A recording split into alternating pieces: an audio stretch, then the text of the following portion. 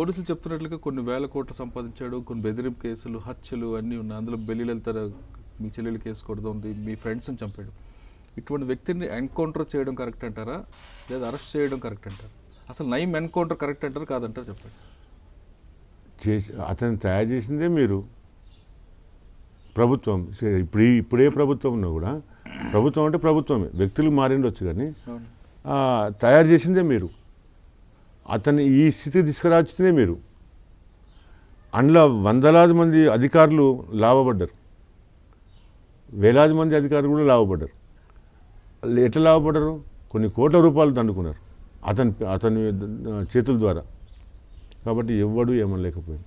వాళ్ళకి ఇంకెక్కువ బాధ అయింది న్యాయం చచ్చిపోవడం అంటే నేనేమంటున్నా, ఇలాంటి దుర్మార్గపు వ్యవస్థని ఏ ప్రభుత్వమైనా ఏ రాజ్యమైనా ఇలాంటివి తీసుకురాకుండా భవిష్యత్తులో, ఇప్పుడు చూసినాం మనం, చాలా చూసినాం, భవిష్యత్తులో ఇలాంటివి రాకుండా తుపాకులు, కత్తులు, కటార్లు, రాడ్లు తీసుకొని జనాల మీదకి ఎగబడి విచ్చలవిడితనాన్ని ప్రోత్సహించి అది చేసింది వీళ్ళని నిజంగా బోనెక్కియాలి, వాళ్ళనే బోనెక్కియాలి. చేసిన వాడేది సాధనం పేరు మాత్రమే ఉంది, చేపించింది చేసింది. నయం కేసులో కొంతమంది పోలీసు అధికారులను కూడా ప్రభుత్వం సస్పెండ్ చేసింది.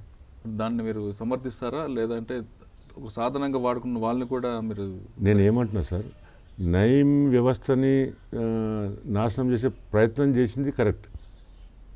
ఎందుకంటే అది ప్రజాకంటకంగా మారిపోయింది, వాళ్ళ కంటకంగా కూడా మారింది.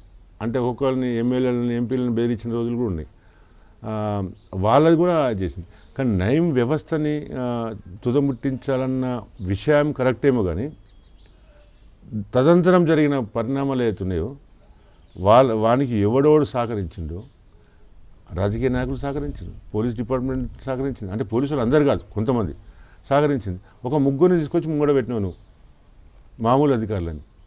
అంటే తయారీదారు ఉండొచ్చు, ఇంకోటి ఉండొచ్చు, నయం తయారు చేసినప్పుడు కూడా ఉండొచ్చు. అది కాదు, వ్యవస్థలో ఎంతమంది ఎన్ని కోట్ల రూపాయలు మార్చుకున్నారో వాళ్ళందరూ నీకు తెలుసు. వాళ్ళు ఎందుకు తీసుకురాలేదు? అంటే ఇప్పుడు కేవలం ప్రభుత్వం పోలీస్ అధికారులే సస్పెండ్ చేసింది, కానీ పొలిటీషియన్లో ఆయనతో తిరిగిన పొలిటీషియన్ ఎవరు సస్పెండ్ చేయలేదు అనేది ఒక బయట విమర్శ ఉంది. దాన్ని మీరు సమర్థిస్తారా? నేను కరెక్టే అంటాను. ఇప్పుడు నేరం చేసినాడు ఎవడైనా సరే, పొలిటీషియన్ అయినా, ఆఫీసర్ అయినా, పోలీస్ అయినా, ఆఫీసర్ అయినా, నేరమే చేసిందే, దానికి శిక్ష ఉండాల్సిందే. అట్లా లేదు. కొన్ని కోట్ల రూపాయలు మిషన్లు కూడా సరిపోలేదని చెప్పి అన్నారు. ఆ పైసలు ఎక్కడ పోయినా ఇవ్వని తెలియదు కదా. మరి ఇవన్నీ మామూలను చంపి, మా ఆ చెల్లెని చంపి, సాంబశివుని చంపి, కరుణాకర్ని చంపి, రాములను చంపి, బద్దుల మల్లేష్ని చంపి, ఇక్కిడి సిద్ధులను చంపి, మన కొనపురి రాములను చంపి, అంటే మా గొల్ల కుర్మల్నే చంపిన వాడు ఎవరిని చంపలేదు. ఒక ఇద్దరు ముగ్గురు వేరే కులాలను చంపి, ఇంతమందిని చంపి లక్షలాది మందిని బెదిరించి కోట్లాది రూపాయలు వసూలు చేసి ఎవరికి ఇచ్చింది? అంటే ఇదంతా కూడా ఒక సిస్టమ్. దీన్ని తవ్వుతూ పోతే చాలా వెళ్తాయి ఇంకా. మరి ఈ ప్రభుత్వం ఎందుకు ఆగుతుందో, ఎందుకు సపోర్ట్ చేయకుందో, ఏ ప్రయోజనాలు ఆశించి ఉన్నదో మనకు తెలియదు. అంతే. అంటే పొలిటికల్ని ఎందుకు వాళ్ళ మీద చర్య తీసుకోలేకపోతుంది ప్రభుత్వం? రాజకీయ నాయకులు పోలీసుల మీద చర్య తీసుకుంది, కానీ పోలీసుల మీద ఎవరి మీద తీసుకుని సార్? ఒక ముగ్గురు మీద, నలుగురు మీద, 9 మంది మీద తీసుకుంది. వాళ్ళు ఎవరు? వాళ్ళ బ్యాక్గ్రౌండ్ ఏంది? నేను అంటున్నా ఇప్పుడు మొత్తం. అదేవిధంగా పోలీసులు ఫోటోలు దిగారని చెప్పి ప్రభుత్వం చెప్తుంది, వాళ్ళు అడ్డం పెట్టుకున్నారు, కానీ పొలిటీషియన్స్ కూడా ఉన్నారు కదా ఆయనతో పాటు, చాలా పెద్ద పెద్ద నాయకులు ఉన్నారు. వాళ్ళ మీద ఎందుకు చర్య తీసుకోలేదు? అది ప్రభుత్వం బలహీనత అనాలన్నా మరి ఏమనాలన్నా సమాధానం తెలుసుకోవాలి.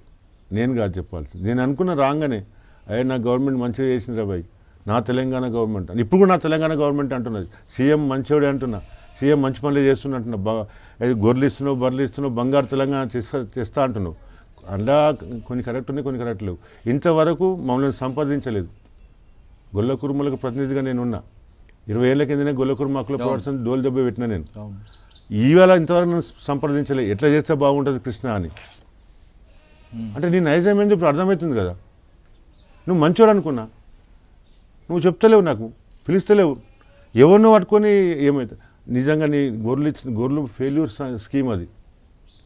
ఉన్నోనికి ఇచ్చినావు, లేనోనికి ఇచ్చినావు, ఆ సన్నగున్నోనికి ఇచ్చినావు, బక్కగున్నోనికి ఇచ్చినావు, ఇంటి అందరికి ఇచ్చినావు. అట్లా కాదు ఇవ్వాల్సింది. నువ్వు ఏం చేయాలి? ఎవడు ఉన్నాడో ఎవడు లేడో, ఉన్నోడెవడో లేనోడెవడో చూడాలి. అందులో ఇంట్రెస్ట్ ఉన్నోడెవడో చూడాలి. ఆ గొర్రెలను సాగుకోవాలని ఇంట్రెస్ట్ ఉన్నోడెవడో చూడాలి.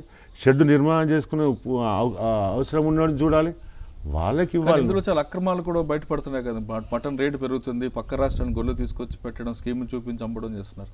ఇది ఎంతవరకు కరెక్ట్? ఒక్కటి కాదు సార్, మీరు వాళ్ళ పార్టీలో ఉన్న టీఆర్ఎస్ పార్టీలో ఉన్నలే దళాలుగా మారి ఏం చేస్తారంటే నెల్లూరు పోతారు, డాక్టర్ని తీసుకొని పోతారు, డాక్టర్కి ఇస్తా, మేరకిత్తా, తెరకిత్తా అని మాట్లాడుకొని ఆడగొని అప్పుడే అవి తీసేసి చెవులకు పోగులేసి తీసేసి మళ్ళీ ఇంకొని అమ్మడం.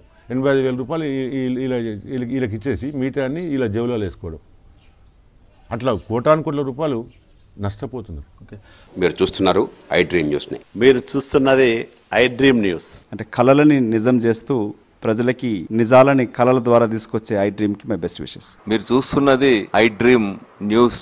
మీరు చూస్తున్నారు I dream channel. For more videos please subscribe I dream. మరిన్ని వీడియోల కోసం ఐ డ్రీమ్ని సబ్స్క్రైబ్ చేయండి. Please subscribe I dream. And I'm very much satisfied with the way interview went on. Kindly subscribe to I Dream. For more videos, subscribe to iDream. And loads of fun entertainment and content. Do watch I Dream.